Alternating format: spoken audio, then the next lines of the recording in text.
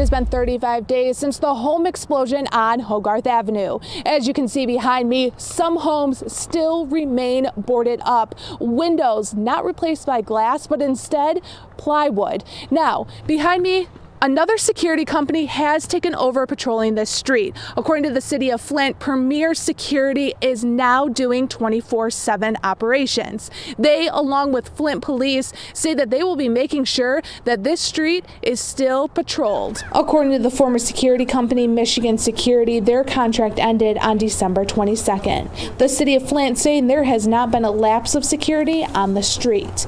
Councilman Dennis Pfeiffer saying the city and council can be doing more. There's going to be a little bit of a delay during the investigation, and I think that point of acceptance and the amount of time that this has taken has come to a head, and people are wanting to get back in their homes and move on with their lives. Residents here told us on Sunday they hadn't seen security in days and are concerned the area isn't safe. Where's security?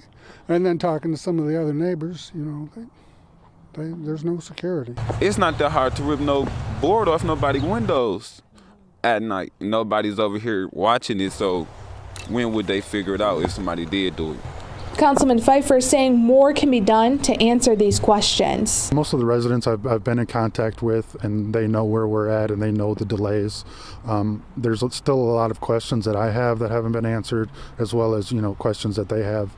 So we're working to get those answers. Barricades still blocking each end of Hogarth Avenue. The City of Flint saying that the Michigan State Police Arson Division is still investigating this as a crime scene and trying to figure out what exactly happened on the home explosion on November 22nd. As the investigation continues, the City of Flint has security in place 24 hours a day, 7 days a week to help keep the area safe and secure. Today, we had residents reach out to tell us that isn't happening. Mid-MichiganNow's Alexis Ware is live from Hogarth Avenue. Good evening, Alexis. I understand you visited the neighborhood earlier today. Can you tell us what's going on? What did you see? Good evening, Remy. Now, I did visit the area earlier today, and residents tell me they haven't seen security patrolling in days. I was out here earlier, and I was able to witness the lack of security. Now, residents say they're concerned for themselves as well as those who had to leave everything behind. Residents say they aren't certain if security left for the holidays or if they just stopped showing up. According to an update put out by the mayor's office, Hogarth Avenue should be secured with barricades and 24 security provided by Michigan Security. However, residents say that hasn't been the case recently. Homeowners also tell me the company was patrolling. When they were patrolling, they often left their truck running overnight with no one inside. They say they attempted to contact the company but was unable to do so. I think it was the day before Christmas Eve, like the 23rd. But I'm not sure. I didn't notice them when they left, but I just noticed, where's security? But, it said Michigan Security on the side of their trucks, but I can't find a number for them. You try to Google up Michigan Security and you get 57 different security companies. The head of the union representing nurses at McLaren Hospital in Flint alleging a lack of staffing is endangering patient lives and making it impossible for nurses to do their job. McLaren responding to those allegations, saying they are grateful for their staff. Now, AFSCME Local 875 Union President Kelly Indus says per their union contract, the ratio of nurses to patients is supposed to be 3-to-1. Kelly tells me over the past few months that ratio has averaged 7-to-1. I talked exclusively with two nurses who work at McLaren about what they are dealing with on a daily basis. I'll talk about what I had just Sunday. I had 6 patients on my floor Sunday.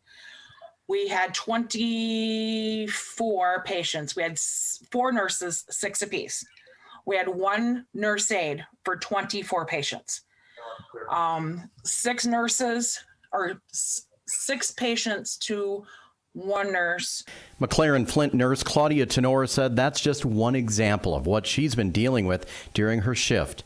Kelly Indish from AFSCME Local 875 represents Claudia and most of the nurses at McLaren Flint and says something needs to change.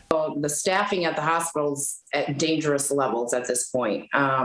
We have lost hundreds of nurses for a couple different reasons. One, they feel the lack of appreciation and respect that they're getting from the corporation, I would say, is the main reason. And the second reason is, nurses are in high demand right now. They're paying, 3, 4, 5 times the amount of money that they're making to go to other hospitals and other facilities. ICU nurse Andrew Green has what he says is an easy solution to fix the staffing shortage. They want to do what's best. They'll stop lying in their pockets, cancel elective surgeries, and get us some help. Kelly tells me she has been talking to McLaren management every day, bringing up these concerns and possible solutions, but to no avail. We have asked multiple times, what is the plan for staffing? What are you guys going to do to get nurses in here? Okay, the company sent me a statement that said, quote, even during this unprecedented time as hospital and medical facilities across the country experiencing staffing shortages, McLaren Flint continues to provide care for the community. We are grateful for the staff who continue to take care of our patients, even during the holiday season and the ongoing pandemic. That's the statement. Okay. Does that address any of the concerns? That doesn't address any of our concerns. We need to know what is the plan. How are we going to care for our patients with the staff that we currently have?